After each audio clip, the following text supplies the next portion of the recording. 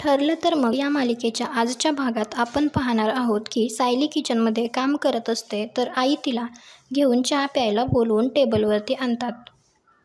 त्या दोघी चहा पित असतात तेवढ्यातच तेथे पूर्णाजी येतात आणि पूर्णाजी म्हणतात, किती दिवस या घराला विळखा घालून बसणार आहेस? निघ इथून. तर सायली म्हणते, मी काय केलंय पूर्णाजी? तर पूर्णाजी म्हणतात, मला ज्याची भीती होती ना तेच तू केलंस. या घरातल्या संस्कारांना तू सुरंग लावायला निघालीस. पण मी जिवंत असेपर्यंत हे होऊ देणार नाही. तू आत्ताच्या आत्ता या घरातून निघ. तर आई म्हणतात, आई एवढा कसला राग आहे? तर पूर्णाजी म्हणतात, ही जो चांगुलपणा करते ना त्याला तू फसतेस, मी नाही फसत. अस्मिता आणि प्रियाला तर खूप आनंद होत असतो. तर पूर्णाजी म्हणतात, हिने तर आता खूप खालची पातळी गाठली आहे. तर आई लगेच म्हणतात, पण असं काय केलंय सायलीने एवढं? तर पूर्णाजी म्हणतात, हिने काय केलंय ते हिच्याच तोंडून ऐक. ए मुली, तू या घरात कशासाठी आली आहेस आणि तुझा हेतू काय आहे? तर सायली लगेच म्हणजे असं म्हणते. तर पूर्णाजी तिला म्हणतात, आज तुझा गुन्हा तुझ्याकडून वदवूनच घेते असं म्हणून तिला हाताला धरून देवीच्या पुढे आणतात. तर विमल पूर्णाईला म्हणते, पूर्णाई तुम्ही शांत व्हा ना, नाहीतर तुम्हालाच त्रास होईल. तर आई विचारतात, सांगा ना पूर्णाई, काय झालंय एवढं? तर अस्मिता लगेच म्हणते, आता जे काही सांगायचंय ते सायलीच सांगेल. तर आई म्हणतात तिला, तू तर गप्पच बस, ही आग तूच लावली असणार आहेस. तर पूर्णाई म्हणतात, तिने काहीही केलेलं नाहीये, इथे इतर कोणाचाही संबंध नाहीये. पूर्णाजी म्हणतात, तुला ही जी मुलगी तुझी सून वाटते ना तीच आपलं घर उद्ध्वस्त करणार आहे. तर लगेच आई म्हणतात, सून वाटते म्हणजे? तर पूर्णाजी सायलीला म्हणतात, सायली तुझी देवावर मनापासून श्रद्धा आहे. तर सायली म्हणते, हो माझा देवावर पूर्ण विश्वास आहे, पण हे काय चाललंय ते मला काहीही कळत नाहीये. त्यावेळी पूर्णाजी सायलीला म्हणतात की या दिव्यावर हात ठेव आणि शपथ घे की तुमचं लग्न खरं आहे. तर आई म्हणतात, पूर्णाई हे तुम्ही सगळं का करायला सांगताय? तर लगेच पूर्णाजी म्हणतात, सायली ऐकायला आलं नाही का? शपथ घेऊन सांग, तुझं आणि अर्जुनचं लग्न खरं आहे की खोटं?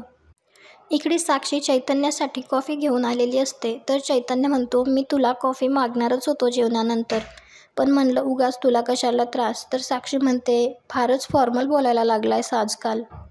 अरे त्यात कसला आलाय त्रास? आणि तसंही आता तू काही गोष्टी मला हक्काने सांगू शकतोस. हातातली एंगेजमेंटची रिंग दाखवत साक्षी म्हणते, तुला या गोष्टीचा विसर पडतो का? तर चैतन्य म्हणतो, आपली फक्त एंगेजमेंटच झाली आहे, लग्न कुठे झालंय? तर साक्षी लगेच म्हणते, लग्नसुद्धा होईल, एंगेजमेंट तर सेलिब्रेट करूया.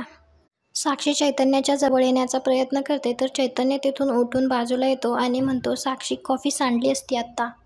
तर साक्षी त्याला म्हणते, तुझा मूड नाही आहे का चैतन्य? तर चैतन्य म्हणतो, तसं नाही, पण आज जरा थकलोय, मी आलोच असं म्हणून तिथून निघून येतो. तर साक्षी नंतर मनातल्या मनात विचार करते, हा माझ्यापासून असा दूर दूर का पळतोय? काही झालंय का? इकडे पूर्णाजी सायलीला शपथ घ्यायला सांगत असतात. सायली दिव्यावरती हात ठेवून शपथ घेते आणि म्हणते की मी अग्नीच्या साक्षीने 7 फेरे घेऊन विधिवत लग्न केलंय, आमचं लग्न खरं आहे. त्यावेळी अर्जुन घरी आलेला असतो आणि तो हे सगळं मागे उभारूनच ऐकत असतो. तर पूर्णाजी तिला म्हणतात, तू शब्दांचे खेळ करत आहेस, पण तू अशी निसटून जाणार नाहीस. आता अशी शपथ घे की तुझं माझ्या अर्जुनवर मनापासून खरं प्रेम आहे. खुश होत प्रिया मनातल्या मनात विचार करते, अर्जुन सायलीचं लग्न जरी टेक्निकली खरं असलं तरी सायलीने अर्जुनवर प्रेमासाठी लग्न केलेलं नाहीये. म्हातारी कसली सॉलिड आहे. बरोबर शपथ घ्यायला लावली आणि सायलीमध्ये देवापुढे खोटी शपथ घेण्याची हिंमत नाही. तर आई लगेच म्हणतात, पूर्णाई तुम्ही हे असं का करताय? अर्जुनचं आणि सायलीचं एकमेकांवर किती प्रेम आहे हे आपण रोज बघतोच की. इकडे अर्जुनला मात्र खूप टेन्शन आलेलं असतं. तर विमलसुद्धा म्हणतात, मी सुद्धा आणखी असं एकमेकांवर एवढं प्रेम करणारं जोडपं नाही पाहिलं. तर पूर्णाई म्हणतात, प्रेम खोटं असलं की त्याचं प्रदर्शन खूप मांडलं जातं, हे खरं तर आपल्याला आधीच लक्षात यायला हवं होतं. तर आई म्हणतात, पण पूर्णाई. तर पूर्णा आजी कल्पनाला थांबायला सांगतात आणि म्हणतात, आता ही मुलगी काय करतेय तेच मला बघायचंय. आणि सायलीला म्हणतात, सायली तू तुझ्या प्रेमाची शपथ घेतेयस ना? तर अर्जुन मनातल्या मनात विचार करतो, मिसेस सायली देवापुढे खोटी शपथ घेणं शक्य नाही, आता आम्ही पकडले जाऊ. अर्जुन मोठ्याने हे काय चाललंय पूर्णाजी असं म्हणत पुढे येतो आणि म्हणतो, तू सायलीला अशी वियर्ड शपथ घ्यायला का लावतीयस? पूर्णाजी त्याला म्हणतात, अर्जुन तू मध्ये पडू नकोस. मला तुझ्या बायकोकडून खरं काय आहे ते ऐकायचंय. तर त्यावेळी पुढे अर्जुन म्हणतो, आम्हाला आमचं प्रेम प्रूव्ह करण्याची काहीही गरज नाहीये. चल सायली. तर पूर्णाजी त्याला थांब सायली असं म्हणतात. तर अर्जुन म्हणतो, सायली जबरदस्ती अशी कुठलीही शपथ घेणार नाही. आणि सायलीच्या हाताला धरून तिला घेऊन जाणार. तर सायली त्याचा हात बाजूला करते. तर सायली म्हणते, जबरदस्तीने नाही, पण मला पूर्णाजींचं मन राखायलाच हवं. तर अर्जुन मनातल्या मनात विचार करतो, यांना माझ्या फिलिंगचा डाऊट आलाय का? आता या सगळ्यांना खरं सांगून टाकतील. त्यावेळी सायलीला तिच्या लग्नाचे क्षण आठवत असतात. तिने अर्जुनबरोबर घातलेला वेळ आठवत असतो. तर सायली दिव्यावर हात ठेवून शपथ घेऊन सांगते की माझं यांच्यावर खरं प्रेम आहे आणि आयुष्यभर राहील. तर प्रिया मनातल्या मनात विचार करते, नाही, सायलीने तर धडधडीत खोटी शपथ घेतली आहे देवापुढे. हे कसं झालं? तर सायली मनातल्या मनात विचार करते, मला पूर्णाजीसाठी फक्त हो मी शपथ घेते एवढंच बोलायचं होतं. पुढचं सगळं मी कसं बोलून गेले? सायलीला सुद्धा काही कळत नसतं की ती काय बोलून गेलीये. अर्जुनला तर खूप आनंद झालेला असतो. पूर्णाजी प्रियाकडे रागाने पाहतात. इकडे संध्याकाळी रविराज त्याच्या रूममध्ये काहीतरी वाचत बसलेला असतो. तर तिथे त्याचा भाऊ येतो आणि तो म्हणतो, दादा मला तुझ्यासोबत काहीतरी बोलायचंय. मला 50,000ची गरज आहे. तर लगेच रविराज म्हणतो, घे ना त्या महिपत शिखरेकडनं.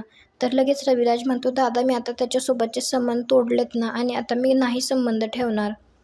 तर रविराज म्हणतो, हो पण तुला एवढे पैसे कशासाठी पाहिजेत? तर रविराज लगेच म्हणतो, तू याआधी मला असं कधीच विचारलं नाहीस.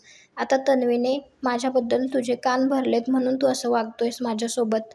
तर रविराज लगेच म्हणतो, माझ्या मुलीला यामध्ये आणण्याची काहीही गरज नाही आणि यापुढे तुला माझ्याकडून एक फुटी कवडीसुद्धा मिळणार नाही. तर लगेच त्याचा भाऊ जायला लागतो. तर रविराज म्हणतो, जाताना दार ओढून घे. आणि तो तिथून रागाने निघून जातो. इकडे पूर्णाजी प्रिया आणि अस्मिताला ओरडत असतात, मी तुमच्यावर उगाच विश्वास ठेवला. खरं तर घरात मी सगळ्यांसमोर खोटी पडले आणि घरामध्ये हा विषय काढण्याच्या अगोदर मला चैतन्याला फोन करून खात्री करून घ्यायला पाहिजे होती. त्यावेळी पूर्णाजी चैतन्याला फोन करतात. तर पूर्णाजी म्हणतात, चैतन्य तू तन्वीला सांगितलंय का हे की अर्जुन आणि सायलीचं लग्न खोटं आहे, त्यांनी कॉन्ट्रॅक्ट मॅरेज केलंय ते? तर चैतन्य म्हणतो, कॉन्ट्रॅक्ट मॅरेज नाही, मी असं काहीतरी कशाला सांगेल. सायली आणि अर्जुनचं लग्न तर 100% खरं आहे. सायली जेव्हा आमच्या ऑफिसमध्ये कामाला होती तेव्हा ते अर्जुन आणि सायली दोघे एकमेकांवर कसे प्रेमात पडले ते मी माझ्या डोळ्यांनी पाहिलंय. त्यांचं लग्न खोटं असणं शक्यच नाहीये, 100% खरं आहे. तर पूर्णाजी म्हणतात, तू खरं बोलतोयस का? तर चैतन्य म्हणतो, पूर्णाजी आता तुझा माझ्यावर विश्वास नाहीये का? तर पूर्णाजी तुझ्याशी नंतर बोलते असं म्हणून फोन ठेवून देतात. तर इकडे रूममध्ये अर्जुन सायलीला विचारत असतो, सायली तुम्ही आत्ता खाली जे काही बोललात ते तुम्हाला कळलं का? ते काय होतं सगळं? सांगा ना मिसेस सायली. एकतर मला कळत नाहीये की पूर्णाजीने तुम्हाला असं अचानक शपथ का घ्यायला लावली आणि तुम्ही देवासमोर खोटी शपथ घेतलीत. That's impossible. मग तुम्ही असं का म्हणालात की आपलं लग्न खरं आहे? तर सायली म्हणते, मग ते तर खरंच आहे ना, म्हणजे तुम्हीच तर म्हणालात. कोणी प्रश्न विचारले, संशय घेतला तर, म्हणून तर आपण देवळात जाऊन खरं लग्न केलं ना. तर अर्जुन म्हणतो, हो पण त्यानंतर तुम्ही जे काही बोललात ते का म्हणालात? आणि आजचा भाग इथेच संपतो. पुढील भागात आपण पाहणार आहोत की अर्जुन आणि चैतन्य फोनवर बोलत असतात आणि अर्जुन चैतन्याला म्हणत असतो, माहीत नाही काय झालंय आमच्या घरात, पण पूर्णाजीने अचानक अशी सायलीला देवासमोर शपथ घ्यायला लावली की आमचं लग्न खरं आहे, आमचं प्रेम खरं आहे. इकडे किचनमध्ये कल्पना विमलला म्हणत असते, त्यांनी थेट अर्जुन आणि सायलीच्या लग्नावर शंका घेतली. तर अस्मिता लगेच म्हणते, म्हणजे काय पूर्णाजीची चूक आहे का? ह्या दोघांच्या प्रेमाच्या देखाव्याला तू फसली असशील, पूर्णाजी नाही फसणार. तर तुम्हाला हा भाग कसा वाटला ते कमेंट करून नक्की सांगा आणि आपल्या चॅनलला सबस्क्राईब करा. भेटूया उद्याच्या भागात.